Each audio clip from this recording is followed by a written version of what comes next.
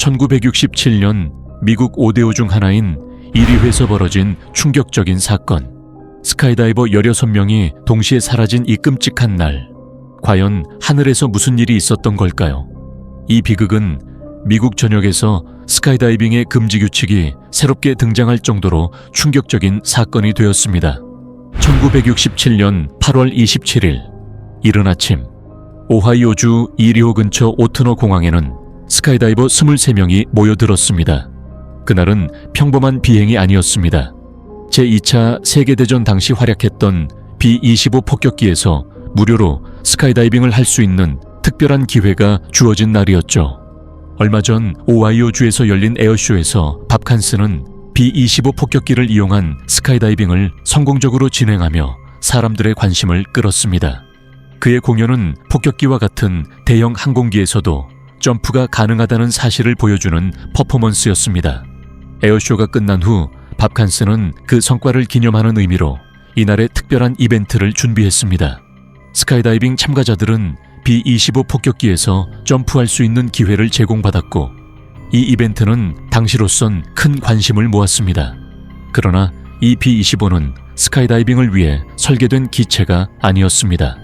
탑재 중량을 초과할 위험이 있었기에 23명 중 3명은 탑승을 포기해야 했습니다. 이들은 실망스러운 표정으로 공항을 떠났고, 나머지 20명이 운명처럼 폭격기에 올라탔습니다. 20명의 스카이다이버가 이리호의 하늘을 향해 떠오르기 시작했습니다. 그들 중 7명은 수십 번의 수면 낙하 경험을 가진 베테랑들, 낙하산 하나에 운명을 맡기는 일에 익숙했던 이들이었죠. 원래 비행은 오전 9시에 시작될 예정이었지만 갑작스럽게 구름이 몰려오고 바람이 거세지면서 비행은 오후로 미뤄졌습니다. 오후 2시, 바람이 잠잠해지자 B-25 폭격기는 20명을 태우고 오트너 공항에서 이륙했습니다. 그 뒤를 따라 싱글 엔진 경비행기 세스나 180이 뒤따랐습니다. 이 작은 비행기의 임무는 폭격기에서 뛰어내리는 다이버들을 촬영하는 것이었죠. 다이버들의 목표는 원래 고도 9,000m, 상상조차 하기 힘든 높이였습니다. 에베레스트 산 정상보다 높은 이 고도는 공기가 희박하고 기온이 영하 29도에 달하는 극한의 환경이었습니다. 생존 자체가 도전이 되는 그곳을 대비하기 위해 다이버들은 두꺼운 옷과 특수 장비를 착용하고 비행기에 몸을 실었습니다. 그러나 B-25가 상승하면서 예상치 못한 문제가 드러났습니다. 착륙 지점인 공항 상공이 두터운 구름층에 가려져 있었고 기온은 더 낮아져 있었습니다. 결국 조종사는 안전을 위해 점프 고도를 6,100m로 낮추기로 결정했습니다. 하지만 극한의 도전을 즐기는 2명의 다이버는 고집을 꺾지 않았습니다. 그들은 원래 계획대로 9,000m에서 점프하겠다고 주장했고 결국 다른 18명은 6,100m에서 이 2명은 9,000m에서 뛰어내리기로 했습니다. B-25 폭격기는 목표 지점을 향해 천천히 이동하고 있었습니다. 하지만 조종사 밥 칸스는 두꺼운 구름에 가려 자신의 정확한 위치를 파악할 수 없었습니다. 당시에는 GPS 같은 첨단 장비가 없었고 비행기는 오직 지상 통제 레이더와 라디오 교신에 의존해야 했습니다. 그는 클리블랜드 항공교통통제센터와 교신을 시작해 도움을 요청했습니다. 같은 시각 B-25를 따라오던 경비행기 세스나 180은 고도 4,500m에서 멈춰 사진 촬영을 위해 정체 비행을 하고 있었습니다. 하지만 문제는 바로 그때 발생했습니다.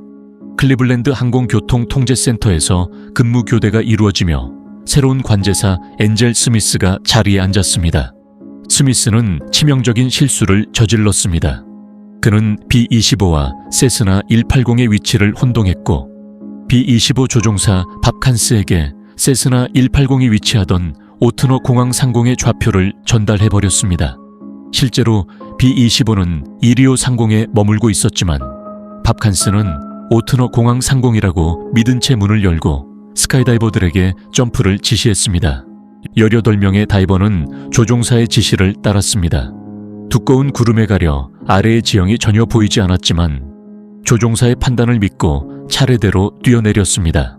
당시 스카이다이빙 교본에는 착륙 지점이 육안으로 보이지 않을 경우 점프를 금지하고 있었습니다. 그러나 그들은 망설임 없이 몸을 던졌습니다. 구름은 두꺼웠습니다.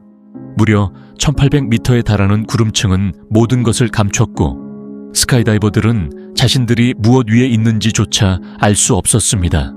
그들은 구름 속에서 모여 기동 연습을 하기로 했지만 예상치 못한 강풍이 그들을 순식간에 갈라놓았습니다.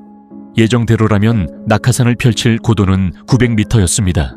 하지만 다이버 중 한 명, 로버트 코이는 구름을 뚫고 나왔을 때 아래 펼쳐진 풍경에 숨이 멎을 듯 했습니다.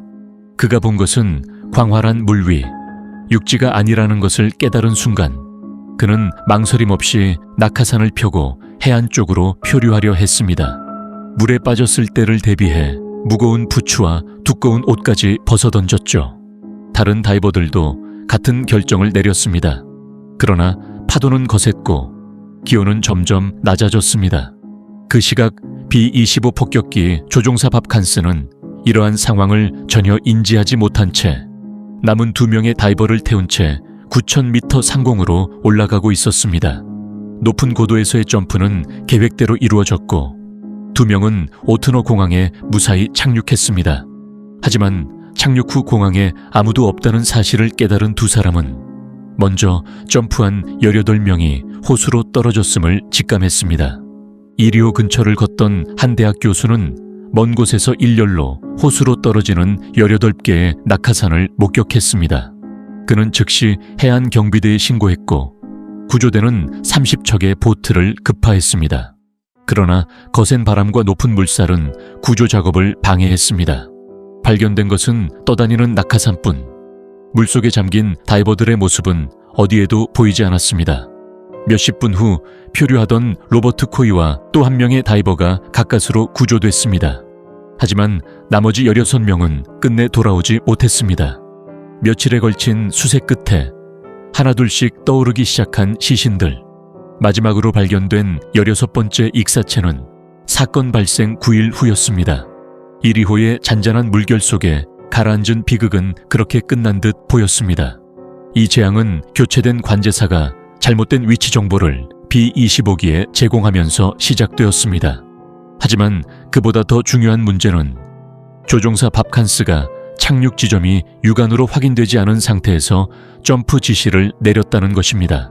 스카이다이빙을 위한 비행기도 아니었고 스카이다이빙 조종사도 아니었던 그가 단지 관제사의 지시를 따르며 18명의 스카이다이버들에게 점프를 하도록 한 것이 이 비극의 결정적인 원인이었습니다. 이 사건을 계기로 미국에서는 새로운 스카이다이빙 규제 법안이 만들어졌습니다. 구름을 뚫고 점프하는 것은 절대 금지라는 강력한 규정이 그 뒤로 세워졌습니다. 그러나 이 비극적인 B-25 폭격기는 그렇게 사라지지 않았습니다. 그 기체는 결국 다른 사람에게 팔렸고 그로부터 3년 후 1970년 매사추세츠 공항에서 추락했습니다. 그 추락으로 또 다른 희생자들이 생겨났습니다.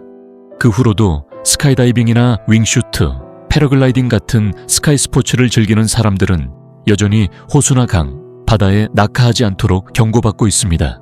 그러나 그날의 비극을 기억하는 사람들은 여전히 말합니다. 그렇게 끝난 듯 보였지만 그 비극이 결코 잊히지 않았음을. 오늘의 이야기는 여기까지입니다. 시청해 주셔서 감사합니다. 구독과 좋아요 부탁드립니다.